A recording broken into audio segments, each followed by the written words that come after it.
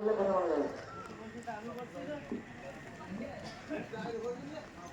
রাব্বুল আলামিন এমন একটা দিনে আমাদেরকে নিয়ে আসছেন। আল্লাহ শুকরিয়া। আল্লাহ রাব্বুল আলামিন এখানে যত মানুষ আছে যারা মসজিদের উদ্যোগ নিয়েছে, মসজিদে জমিদান করেছে, মসজিদের শ্রম দিয়েছে, যারা মসজিদের জন্য অর্থদান করেছে, আল্লাহ রাব্বুল আলামিন প্রত্যেকের জন্য কবুল করে নেন। আল্লাহুম্মা আমিন। আজকে এই দিনে আমার মনে হচ্ছে যে ঈদের জোয়ার হয়ে যাচ্ছে। ঈদের আনন্দ আজকে পাওয়া যাচ্ছে।